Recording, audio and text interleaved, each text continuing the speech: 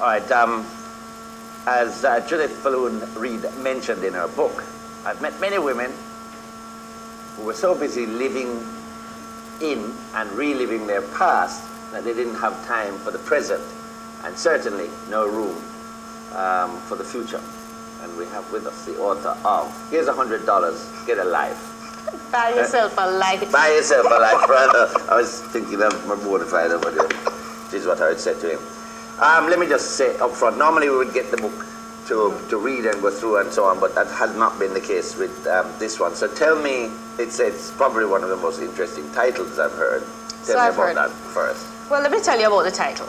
This is a real story, and this book is what I call fictional reality. Right. These are all real things that either happened to me or my friends.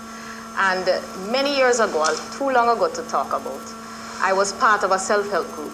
And we were a bunch of women really trying to get our lives together, trying to make our lives better. But there was this one woman in the group who all she did was moan and groan and gripe. And I couldn't take it no more. So one day, went into my purse, took out 520s, because you never have no $100 bill back then.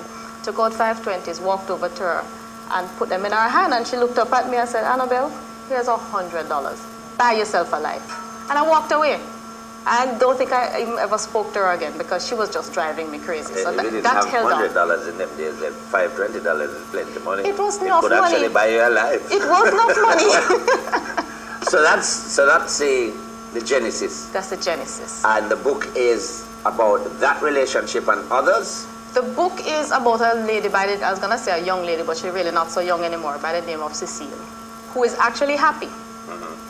She's happy now, but she's not quite sure how to deal with that happiness because she's never really had it before. She's in a good thing. So I take you into her past through the relationships, the men and women who have gone in and out of her life, some good, some bad. It's not all bad. And just show you how eventually she got past her past. Is this drawing on your own experience, or is this... A lot of it is my own experience, but there are other women and men whose experiences have kind of intertwined in it, in different areas of it. Okay. This is your third book, but your first novel, you were telling me. Yes.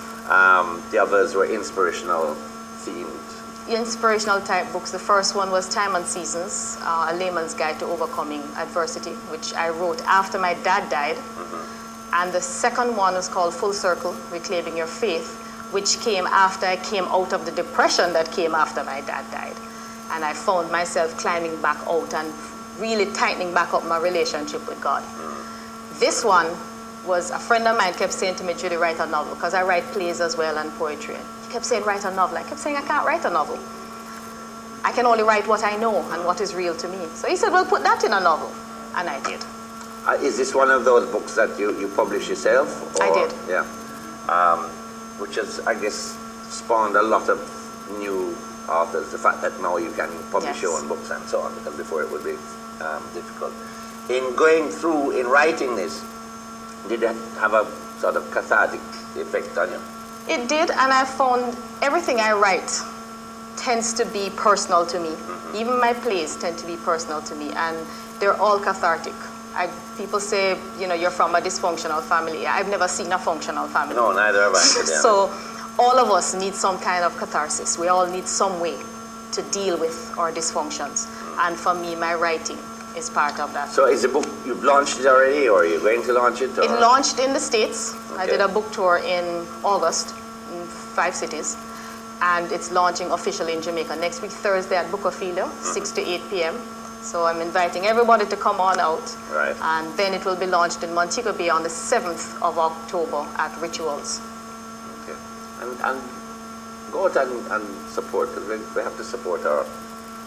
we support everything local, by the way. So whether it be local writers... As you talk about local writers, Independent Voices Literary Fair, which comes up in November, that's also one of my events. And that's a lot of local authors as well. Okay. And this book will also be there. All right, well done. So you're working on the next one? I actually am, I got stuck in Turks and Caicos the other day during the hurricane. I couldn't come home. And yes, I started working on the next one. Here's $100, get me another plane.